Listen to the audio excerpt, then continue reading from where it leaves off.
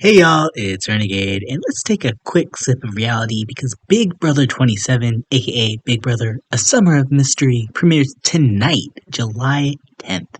As this is the 25th anniversary of the show, I'd love to do some mini coverage of the season because y'all know these social shenanigans shows are my guilty pleasure, and I need to take a little break from the rigor of Drag Race this summer. So tonight, the season kicks off with a 90-minute episode as we're introduced to our 16 brand new house guests as they check into Hotel Mystere.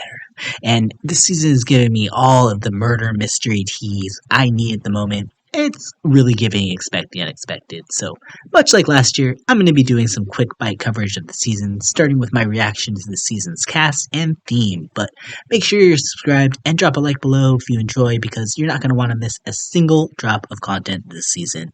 Starting things out more generally, I wanted to start with the review of the theme of the season, which is a summer of mystery.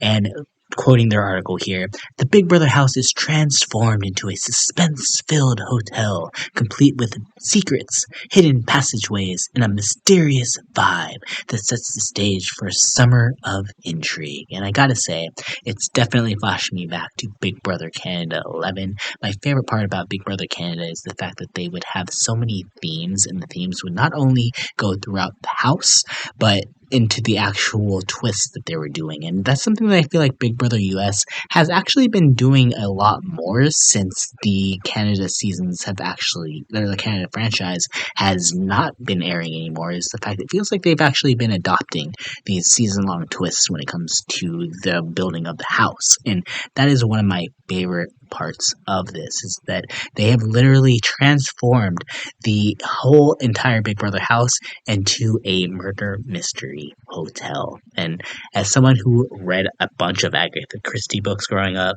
this is literally my favorite twist, possibly of all time here.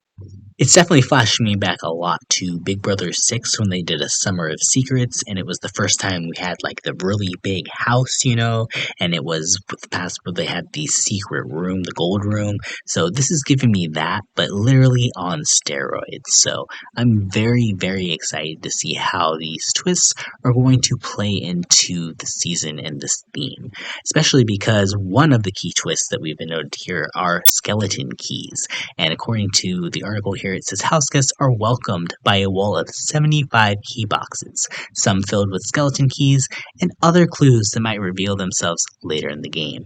Makes me wonder how they get access to these keys, because clearly they're not just going to be able to run out there and just grab the keys, right? Like, it's got to be something where you got to win a competition and then you get the access to grab a key and possibly have a reveal a special power for yourself here. I just can't imagine them just being a free-for-all when it comes to that portion of the twist, but I'm very excited to see what sort of things they unlock throughout the house.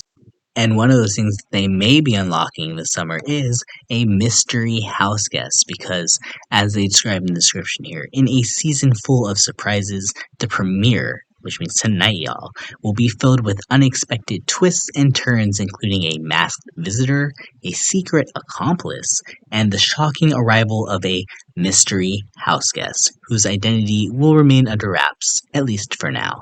And if you've been paying attention a little bit to social media, I think we've had a little bit of clues here and there. It's possible, I think the biggest name that we've been hearing here is Rachel Riley, possibly being returning to the house, which would be insane. I would love to see Rachel back. I don't understand why she would be coming back. Like, I don't see the real reason that she would need a second chance in a lot of ways, because, I mean, she's won before. It would make more sense for maybe her husband to come back a little bit more, but I'm not going to be hateful of a summer with Rachel here. Rachel is amazing TV.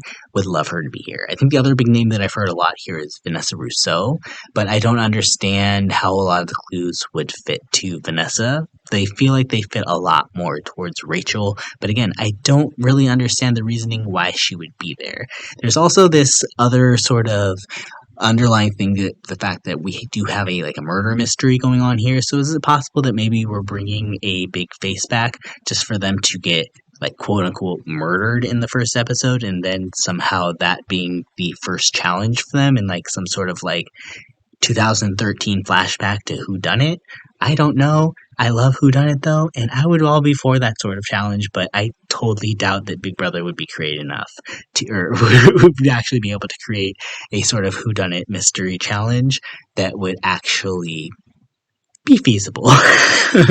So I'm probably setting myself up here to be very underwhelmed by the twists here, but there's just so much potential here, and there's so much excitement because I really, really love Big Brother, and it's one of those shows that will always, hit the right spots for me over a long period of summer. So I'm just really hoping here that whatever that they do bring to the table here won't be anything too game breaking, but very exciting to the table here, and I'm very excited to see who the 17th house guest is. And I'm also very excited here because one last twist here that they announced that will be returning from last season is going to be the AI Arena, but in this season they've rebranded here as the BB Blockbuster. So it will again give house guests a chance to save themselves on eviction night. So it sounds like here we'll probably be having again 3 nominees heading into the eviction, and then they'll have their BB Blockbuster challenge. One of them will be able to pull themselves off the block for a last minute chance at safety, and the last 2 people up there will be eligible for eviction. So that takes us to our house guests, and what I've done here is I've tiered them off here into various groups here, actually 3 different groups. The first group here is nah girl, I don't see it. Just means that they are the 6 players on this cast that I have the hardest time seeing going far in the game, and it's not to say that I don't like any of these individuals, it's just to say that they're giving me the people in this group that feel like they're going to maybe stick out the most to, or maybe just don't have all of the assets it takes, I think that maybe it takes to get to the end. Then our next tier is going to be, okay, I see a chance here. And that's basically going to be the next 6 people that I'm feeling pretty good about, that I think they have some flaws. Yes, obviously we all have some flaws here. They have a little bit more pronounced flaws, but they also have an upside to them as well here. And finally, our last tier, and that's going to be my top 4 players that I believe could actually be the winners of Big Brother 27. So let's go ahead and we can start out here with the 6 players that I'm like, nah girl, I don't get it. And that first player is going to be Amy Bingham. She is 43 years old from Stockton, California, and she's an insurance agent. And from her interview here, she basically gave me a lot of wanting to stick together with the women. Her says that her personality is her secret weapon, and she says that she's really good socially, really good at getting people on her side, and she's really good at reading people. But she said her son said that her biggest weakness is that she's really good at telling the wrong person the wrong thing. So she's going to try to be very mindful about that. But even though her son has warned her against it, she wants to possibly find a showmance here, but it was kind of even more strange because it felt like she didn't even really know what the concept of a showmance truly was because her son had to explain it to her. But she expects to be the mama of the house, but is also not afraid to blindside anybody. And she is afraid of comps, which is something that I looked at. I'm like, ooh, girl, you can't go into a competitive show and be afraid of competitions. And the one thing that I clocked as the biggest red flag here is that her biggest Big Brother moment was a moment from last season saying that Mackenzie giving up her and taking to Chelsea to the end here is her biggest Big Brother. I'm like, girl, okay, like you are giving very recent fan or someone that just does not watch the show closely if that is your Big Brother moment that you feel like is one of the all-time greats. I'm like, no, someone taking someone to the end that they lost against is not a great moment. So that's not even something that I want to entertain. Just the way that she talks about strategy just seems far too simple, being like, oh yeah, me and the girls, we're gonna take it and everyone's gonna like me from there. And I mean, like, she could surprise us, but at this point in time, I'm not buying what she's selling. And hopefully her insurance job, she's in claims and not in sales because, like I said, I am not buying what she's selling me here. At this moment, her review didn't leave me too impressed, but you never know. She could possibly, again, surprise us. But at this point in time, she's one of the people that I definitely see possibly lasting a long time. Like, she's very variable as far as where she goes, but I don't think she's going to win. Next house guest I have on this tier is Rylie Jeffries. He's 27 years old from Luther, Oklahoma, and he's a professional bull rider. And honestly, I did not get absolutely anything from his interview whatsoever. It felt like he was apologizing for things that he hadn't even done yet. Like, it was just very strange that he was like, I don't want people to see me as a weirdo, or like, I don't want people to I don't want people to feel me this way, but like I'm like I love everybody, even the people I don't like, people I haven't met. I'm like, girl, like, are you going for Banu status? Because like, what? What even? What? I just don't even know.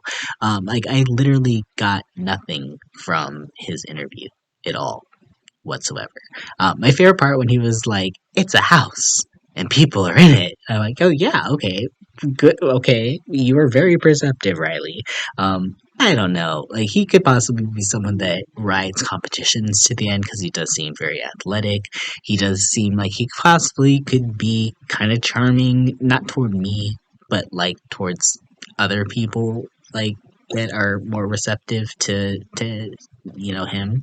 But I don't know. There's just a nonsensical, or like a nonsensicalness to him that I just could not get over, and I could not see him anything more than like the love child of Big Brother 25's Cameron and Red. I don't see anything good here. And if social media is anything to judge here, he's going to be very, very messy. So he could be fun to watch, but I definitely do not think he's going to be our winner. In fact, nobody in our draft even picked Riley, and we had four people, so only one person was going to be left out because there was a mystery house guest, and Riley was the one that was left out. So if Riley ends up winning here, I will eat it because I mean, Survivor 47, I said Rachel was the first boot, and she ended up winning. But I didn't also watch a lot of the interviews for the Survivor 47 stuff. So I did watch all these interviews here, and Riley just does not give me winner pick. I'm sorry. Actually, I'm not sorry. Not sorry at all. Now, in the same vein, if Riley said nothing, the next player on this list said everything, and that is Adrian Rocha. He is 23 years old from San Antonio, Texas, and he's a carpenter, and he is apparently the greatest Big Brother player that we have yet to see. He's made his own slop. He's made his own competitions, including the wall competitions for Wall Comp Wednesdays, and he's made balance beams and read strategy books. And apparently, no one has ever in the history of the show analyzed the game like he has. Yet he never told us what any of those things were that he's analyzed into the game that no one else has thought of. But okay, he's not a super fan. Also, by the way, he's not a super fan. He's the best fan, a super genius social assassin strategic mastermind. That is literally a quote of what he said here. I'm just like, he's saying that he's not going to tell anybody how he's prepared, but he literally repeated the same like 3, 4 sentences over and over and over and over again in this interview. And it could just be like a thing of nerves here, but he is literally giving me just like the embodiment of like Quinn from last season and like a Carson from like Survivor 44. Like that feels like what Adrian is entirely. And like I know a lot of people like Quinn. I'm not saying anything bad about Quinn.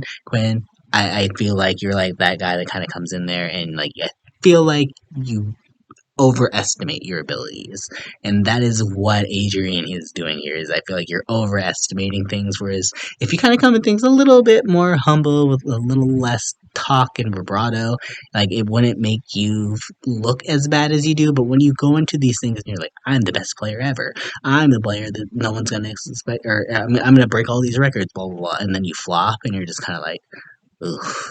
But like the other thing here is too is just like the way he's talking, his age, there's a lot of things about him just feels very obvious.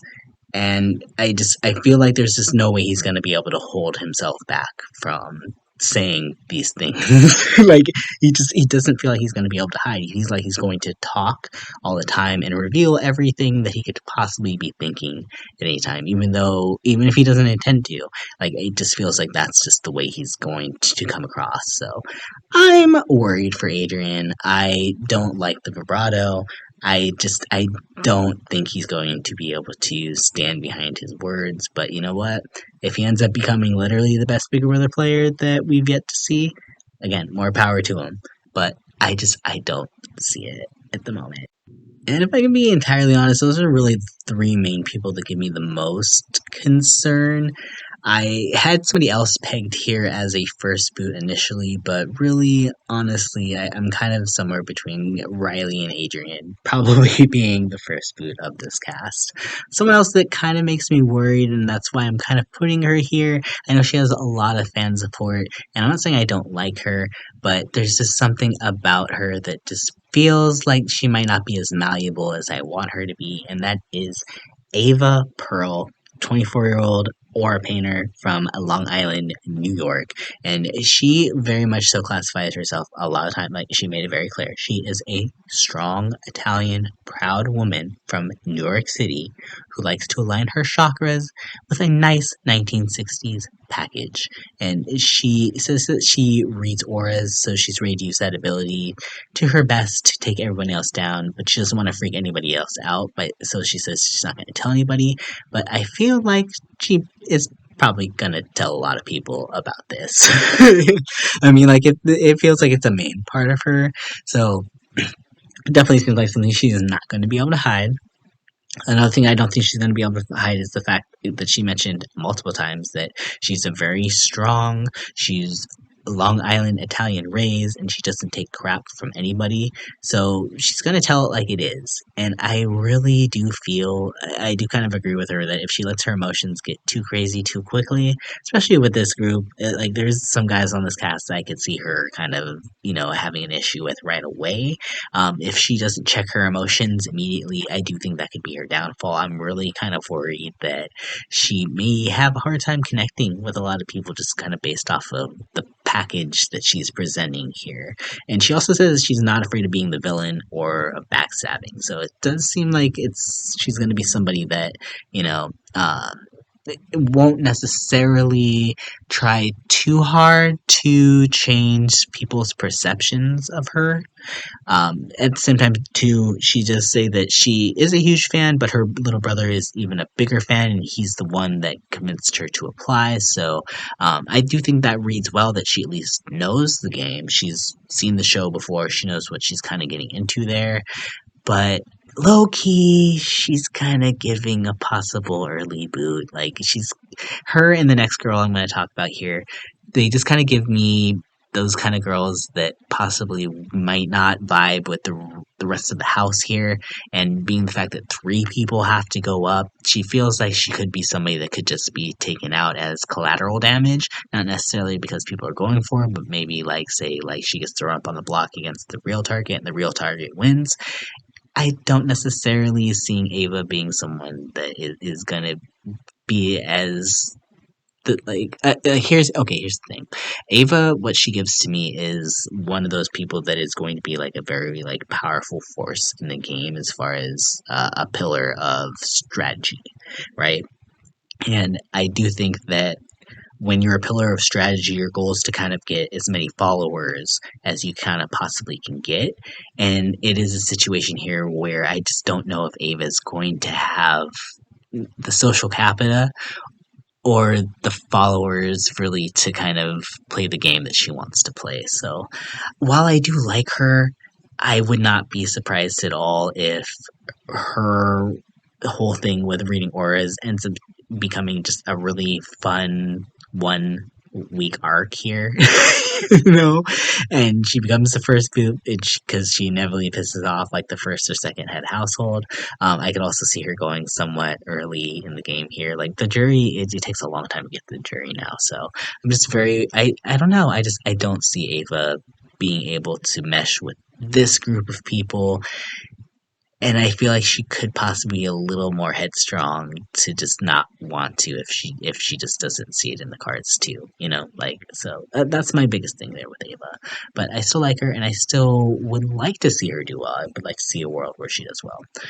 Another girl that I'm a little worried about here, that's Miss Kelley Jorgensen. She's 29 years old from Burbank, South Dakota, and she's a web designer. And I'll be honest, when I was watching her interview, I did not get 29 from her her at all. Like, I thought she was actually giving me one of the youngest house guests. And, like, and then I looked at her age, I was like, oh my god, she's literally almost 30. There's literally like half of this cast that she is older than, but that is not the energy she gives off.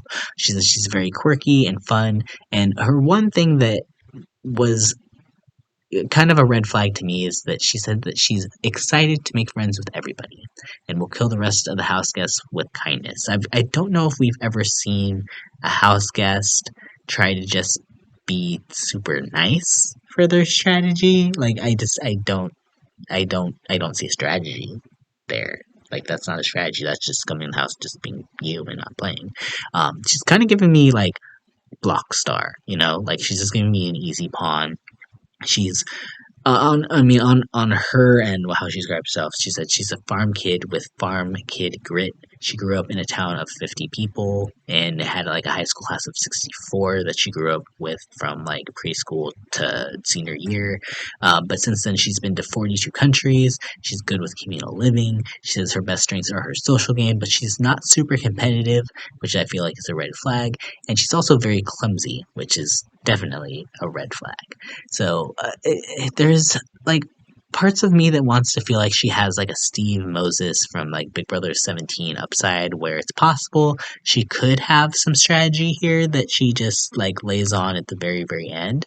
But I don't feel like she does based off of how she was talking. Like, one of the things she was saying, like what her strategy was, she's like, I'm gonna lay low until jury, and then hopefully I make it to the end. Okay, what are you doing between jury and the end? So you're just not going to do anything the whole time and just hope that you get dragged to the end? And okay, I don't see a lot of proactive strategy on her behalf, so that makes me very, very concerned that she could just ultimately end up kind of like Ava, like just an easy target to be picked off whenever. So that's kind of why I have her here. My final person that I'm putting in this end, and I wish I did not have to put them here, because honestly, when I first saw the entire cast, she was the one that stuck out to me the most. But after feeling a little bit in her interviews, I don't know if she's going to be as adaptable as I want her to be. And that is Mickey Lee. She's 35 years old from Jacksonville, Florida, and she's an event curator. And she says that she has done the most girly things to the most masculine things. She dominates men in business because she's very talented, very charming, and can be underestimated. She said she wants to be a neutral party, be everyone's favorite person, and then when it's time, she's gonna strike, bringing the energy, charm, and flair, dominating with femininity. And I'm just kind of like, I don't know if I got what I wanted from her strategy wise, because there was a lot of talk of, oh, when I get to this point, I'm going to turn the game on and I'm going to win. But it was like, but you didn't really kind of give really any specifics as far as how you were going to do that. One thing she did say, though, is she was going to try to invest more in others and try to be in the background in the beginning, which I do think is a good strategy. I'm just a little worried about, like, again, the strategy portion of it, because, like, she was saying one thing in her interview, because one of the questions they asked is, will you be a hero or will you be a villain, right?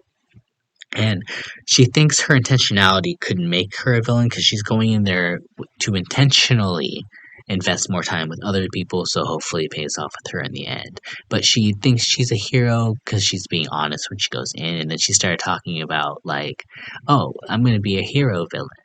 A Herovian. Oh, I made up a word. I was like, oh, girl, it's called an anti-hero.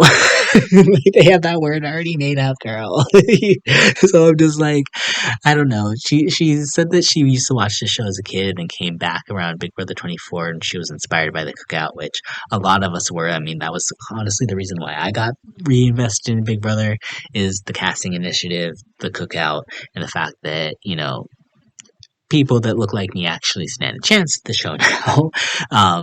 But there's just a part of Mickey that I don't know if she strategically knows the game like I want her to. She didn't say anything in her interview at all that made me feel like she really knows the nuances of the game, and she feels like maybe it's just the fact that because she knows that she's a really hard worker, and she knows that she can dominate when she wants to. That thing, I feel like it's going to be hard for her to hide it. Like if she's giving me a lot of the same energy as Latoya from Big Brother Canada 9, where she was a very strong, powerful black female that I adored, but there's something about that energy, unfortunately, that can be intimidating to a lot of people, and I'm just very worried that she's gonna come off a little too hard in that situation. So I do feel like her energy might scare some people, and there's a lot of people out there that are afraid of strong women. So I could see her doing really well, but again, the mixture of kind of her personality, as well as the fact that she doesn't seem as game minded as I want her to, makes me kind of feel like she could be in a little bit of trouble. So, yes, I am putting Mickey in my bottom tier, but I am hoping otherwise. Now let's go ahead and get into our other next tier here, another six players here. Okay, I see a chance here with a few of them, and we're going to go ahead and start out here with Clifton Will Williams. He's 50 years old from Wallace, South Carolina, and he's a college sports podcaster, and he says he's just a regular guy who likes to podcast about women's college basketball. He wants to bring the energy, love, has lots of children and grandkids, and he doesn't think there's anybody in the house that will have the same life experiences that he's had, so he could utilize his wisdom against young kids. He said he's the old person, but he doesn't act old. He wants to be the chill guy that just wants to kind of chop it up with everybody. Another thing is he's a 22-year-old veteran. I don't know if he's or 22-year veteran. I don't know if that where branch he served in here, but he believes he's adaptable because of it. He says he doesn't have any weaknesses, which I'm like, we all have weaknesses. And he says that his ideal thing here is to build his own basketball team, and he wants to be the captain with an alliance of 2 men and 2 other women. That's a game plan. But if I could be entirely honest, he is giving me Terrence from Big Brother 24 mixed with Uncle Bruce, where it's like I think he feels like he has a younger energy. He actually didn't come off very old to me.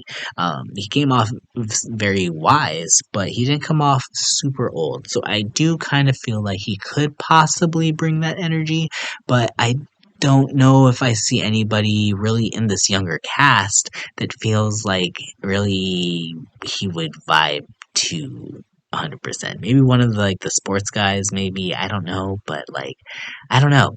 There's part of me that's a little worried, but there's also part of me that kind of can see him possibly doing something in this house the fact he comes in with a game plan, the fact he kind of knows the show, the fact he kind of realizes his position already, kind of makes me feel like, okay, he's a little self-aware. He's definitely a little bit more self-aware, I think, than everybody else that I've kind of labeled here. And self-awareness is one of those big things that I feel like it stands out to me here. So yeah, I'm gonna go ahead and put Will here in the okay, I see a chance tier. One player I was kind of tempted to move down into the bottom tier, but I ended up leaving him here just because he's young, he's a male, and he looks like he's going to be good at competitions, which is a Big Brother an easy way to just cheat sheet your way to the end of Big Brother, and that is Isaiah Zae Frederich, 23 years old from Paducah, Kentucky, and he's a salesperson. And also Sammy from Survivor 43, his best friend. It's kind of ironic that Sammy was saying that he's 23 on Survivor 43 and he was 19, and that was like his whole storyline. And now his friend here is actually 23 at the age that Sammy said he was. So he says he's going to be a fierce not a fierce competitor, the fiercest competitor, both physically, mentally, and socially. Which, by the way, that's 3 things there, say. But he also says he's the most well-rounded, thinks he's going to be a chameleon who will vibe with all the other house guests. He's coming into the game with no set strategy because he feels like each season is so different, so he's very go with the flow, very adapt to any situation he's going to stay open-minded to. He says he's not going to enter a romance, which is fine, but I was like, okay, well, I'll be there after the show, Zae. But then he was like, yeah, the no girl is going to be worth $750,000. And I was like, okay, well, I don't like you that much anymore, Zae. Anyway, he says he's going to be a hero, but he's kind of also maybe like the anti-Sammy to me as well, because like Sammy was the anti-hero, so he does kind of seem like a genuinely nice guy.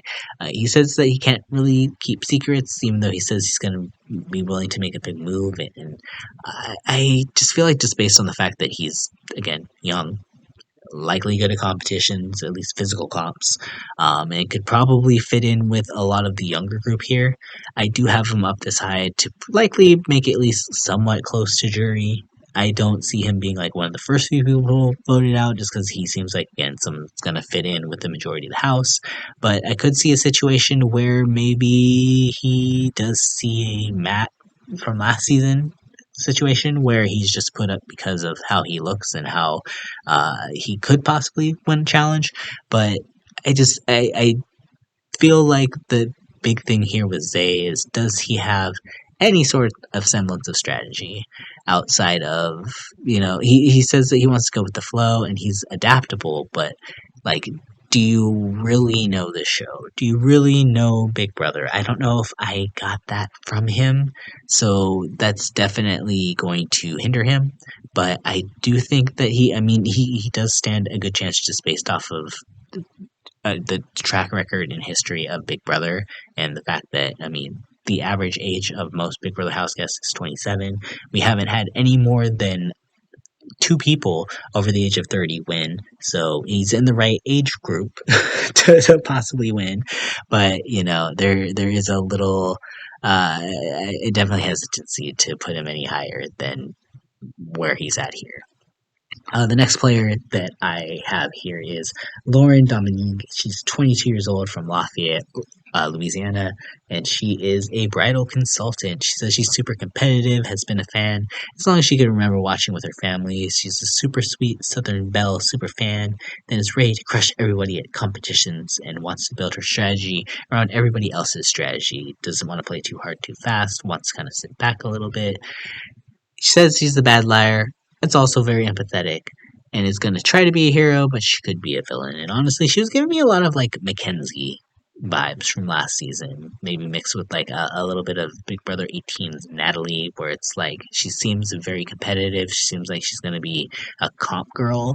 She doesn't seem necessarily like the most exciting personality. Like, she seems like kind of just normal, but she doesn't also seem like she's going to be someone that maybe will take a lot of crap from people, and that's kind of why I have her here, because I think she might, with as a little bit more like Natalie, because Natalie was a little bit more like you snapped at her, she snapped back, and that's kind of what Lauren gives a little bit. She's saying she's a super sweet Southern Belle. I feel like there's something underneath that. I don't know if I feel like that's her entire veneer here. It's possible, it could be, you never know. But there's a little bit of depth that I feel like she's lacking. She's only 22, so I'm not gonna judge on her too hard, Like, she hasn't had very much life experience at this point. She's been for 4 years, So anything could really happen with, I would say, the younger contestants. So that's kind of why I have her at this point. Like, I do see a situation where she could be seen as maybe too big of a threat and get taken out here. Maybe she does kind of have a situation where she does have a hard time connecting with a few people that maybe get power, that don't want anything to do with her. I don't know. There's just something about her personality that I'm not 100% sold on. So I'm going to put her here, and you never know. But I feel like she's very, she's all over the place as far as where she could possibly end up. The next contestant that I have here is going to be Zach Cornell. He's 27 years old from Cartersville, Georgia. He's a marketing manager, and I actually had him up a lot higher initially, but I have moved him down since. I do think he has a good story here. He says he's a pastor's kid who came out of his shell in college. He plays professional baseball. Feels like he's going to be very good at adapting to his environment. He says he's a competitor and is always going to be on his feet, paying attention to the game. Is very social, wants to use everybody's personalities against themselves.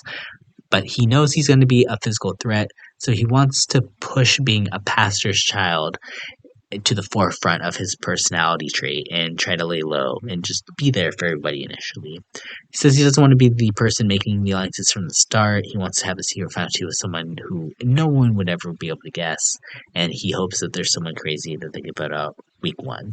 Ava, run girl, run.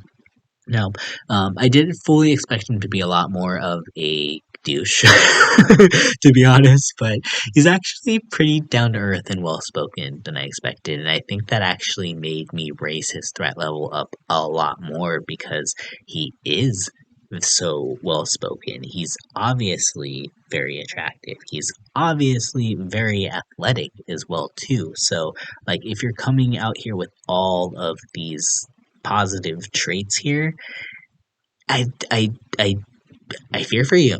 Like his namesake Zach. I'm looking at like a Big Brother 23, or sorry, Big Brother Canada 3, Zach situation here, where it's like you're kind of like the golden boy, and it's like if you're the golden boy, like you're only gonna be on top for so long. Like you'll be fine in the beginning stages of the game, but as soon as people start to realize that they are close to that money, you are in trouble. So Zach does have the type of kind of a lot of charisma. He does have, I do think, a very strategic mind. So I do see a situation where it is possible he could get to the top seven. And basically, once you get to the top seven, as long as you're in that competition for the veto, really you could kind of beast your way to the end. I can see that being a possibility here for Zach. I'm just very worried someone's probably going to take him out before he gets that far. So that's the reason why I have Zach in this tier, but I could easily see Zach going up a lot higher. Because again, like I said, he was initially one of the members in my final four. Somebody else here that I think is officially all out of my top four as well too, but she was kind of in and out here, and that was Katherine Woodman. She's 23 years old from Gwinnett County, Georgia, and she's a fine dining server. And just the fact that she does a customer service job like that in fine dining, like you have to have a rapport with people and the ability to kind of let things go and provide good service. As someone who has worked in customer service and still kind of does in some ways, there is a finesse to it. There is a way to be able to do that well, and I'll be honest, I haven't mastered it 100%. There's points where I'm just like, it's the point where I can't just, I have to be honest and tell you how I'm feeling, and I've been learning to hold that back. And it feels like Katherine is very posed in that sort of in that vein. And the fact that she also has a degree in public relations and she says that she kind of twists stories to work in her favor, I do think that that does mean that she is going to have a very good upside to her here. She does realize that she possibly could not be taken seriously as a player, and the fact that she wants to prove herself, I do think actually does bode well for her. She has something to prove. She's coming here to play the game. She's not going to just idly sit by. But one thing that makes me a little hesitant, again, she is young, but the fact that she says that she thinks she'll be one of the most entertained in the house, and she was literally like one of the most boring in the confessionals. I was like, okay, maybe she's not as self-aware. She does have a little bit of bite to her, and she does say that she has a little bit more depth to her, which I do feel like I felt that more than like say like a Lauren or in Ava. I do feel that she has gone through some stuff, but she never ever said what any of that stuff was. That does make me a little hesitant that she's just kind of, saying it to say it, but I don't know. There's something about Katherine that where I was very tempted to put her in my top four, but I also just struggle to see a world where unless she's comp beasting out constantly, that she gets any sort of real credit for what she's doing. Like there's something about being, the kind of young, kind of cute blonde girl that I feel like you kind of have to work extra hard. She says that she's not afraid of being seen as the ditzy blonde girl, that's just bringing sunshine to the house, which is fine. But she's also going to have to do something that counteracts that. So I could definitely see Catherine going very far. She's not somebody that I'm even really worried about being a target in the first few weeks. It's how is she going to be proactive in the game that I feel like is going to determine where she goes, and I'm not sure I believe in it enough here to put her in my top four. But she's sixth place, so that's really good here at this point. My fifth place here, and just outside of my official top four, is going to be Vince Panaro. He's 34 years old from West Hills, California, and he's unemployed, and he kind of looks like Turner's older brother, honestly. He says he's a super fan and watches live feeds all the time, which, I assume you have a lot of time for, considering you're unemployed, Vince. So, what I liked about him, though, is he talked a lot about self awareness. Again, and that's something I really, really liked. And the fact that you kind of know yourself and know how you fit in and know what your perception is to other people, I think is important. I do think he overthought it a lot, though, because there was one thing he said, like, he's like, I'm a little hyper aware about how people act towards me and hyper vigilant, which is good. But then he was like, I'm a little worried about like telling people that I'm unemployed because then they're gonna be like, well, maybe I have tons of money and I don't need the money here. And I'm like, well, that would be like the last thing I would think of if someone was unemployed, honestly. If you're telling me you're unemployed, especially if you're kind of not to be rude, dressing like Vince is here at this point in time, I would believe you. Honestly, he says that there's a lot of other things that he says that make me really kind of root for him here. The fact that he's good at a lot of things, but not necessarily great at anything, so he's not going to necessarily stand out as a huge threat a lot of ways. I could definitely see him kind of flying under the radar and definitely making the end game. I could definitely see that. I'm just a little also worried that he could kind of come off as a gamer, and the fact that he is a super fan, like I feel like it kind of comes off like that to me. But then again, I'm the one that was like, Charlie from Survivor 46 is a super fan, and he's going to get clocked right away, and no one's going to take him to the end. And then it was completely wrong, and he got like second. So I need to underestimate how some people view other people, and that is one thing here with Vince. Like that was one thing I was kind of tempted to put him in my top four, but no, I think I have a little bit more faith in my other four people. They feel like a little bit more strategically sound overall. They seem a little bit more better at comps. But that also could be a detriment to them. That could be why I look back at this later and I'm like, oh, I literally read all the reasons why Vince won right there. But yeah, I have Vince at number 5. So that leaves my top 4 picks for the possible winners of Big Brother 27. And at number 4 here, I have Keanu Soto. He's 33 years old from Miami, Florida, and he's our Dungeon Master, which I was very, very, very sad to realize had nothing to do with what I thought it was, and had everything to do with Dungeons and Dragons, which is absolutely nothing that I was hoping for. But I do think that dichotomy, the fact that he is a personal trainer, he's a nutritionist, he knows a lot about keeping himself healthy and working out, and he's obviously very physical. But at the same time, though, too, he does improv. He's literally a closet nerd. Well, I don't think he's a closet nerd, but he definitely gives me the best of both worlds to the point where he could kind of come off, if he wants to, kind of looking like a big teddy bear. In a lot of ways, like he could definitely, I think he has the personality where he doesn't come off threatening.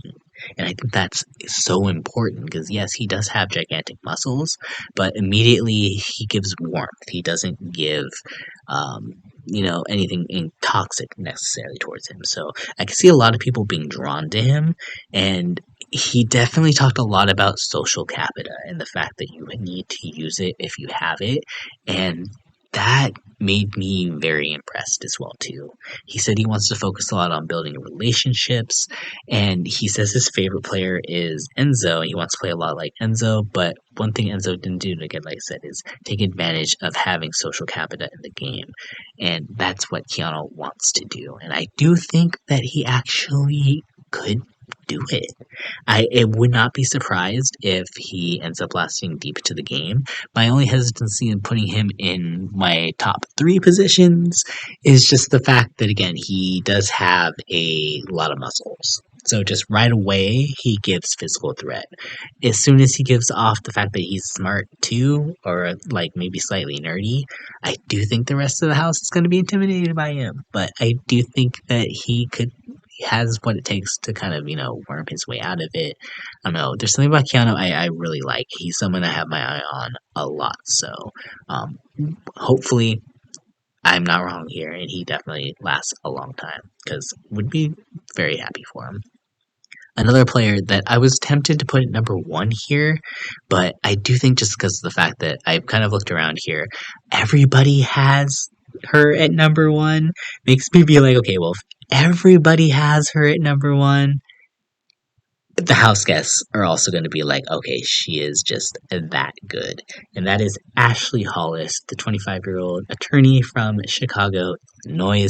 She has a law degree from Georgetown Law, one of the top 14 schools in the country, has been watching the show for several years as a secret nerd. She has a background in pageantry and modeling, but also ran track, did competitive dance, and is active in Pilates. She seems very well spoken, and she's clearly a super fan of the show and just been watching since she's a little girl, so she's ready to get some blood on her hands.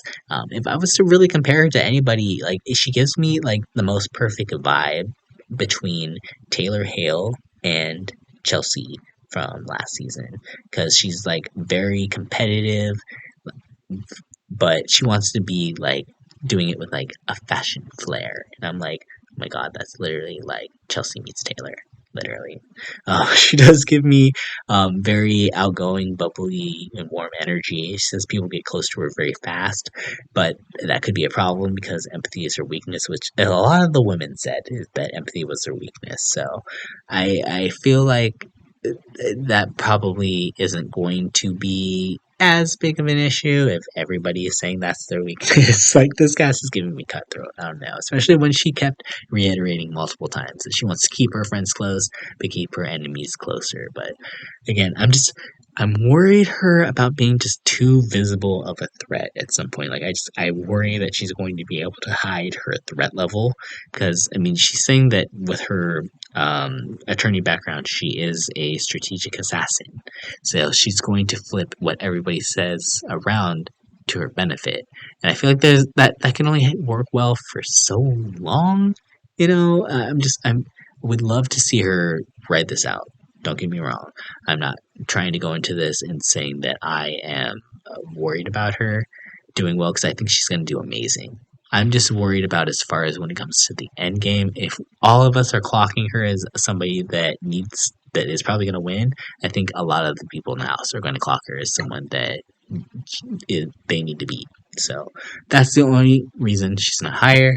But Ashley is definitely someone that I would not be surprised at seeing her leave the house in September with the $750,000. That means we're down to two. And my number two pick is going to be Jimmy Heagerty, 25 years old, from Sarasota, Florida. He's the AI consultant, and he is this season's evil gay. I was like, Andy, is that you? And did you get hot? Like, what? And then I got sad that he has a boyfriend. I was like, whatever.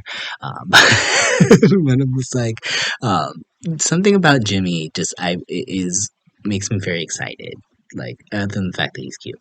I love an evil gay, but he definitely feels like the second coming of Andy to me, just because he has a strategy background, seeing both professionally and personally, has a lot of self-awareness. I love people saying that they are self-aware.